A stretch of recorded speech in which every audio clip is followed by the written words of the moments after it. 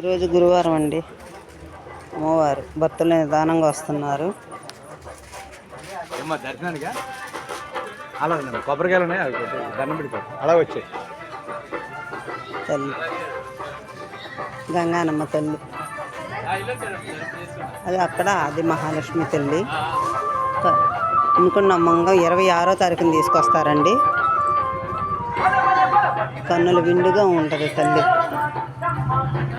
చక్కగా అదిగో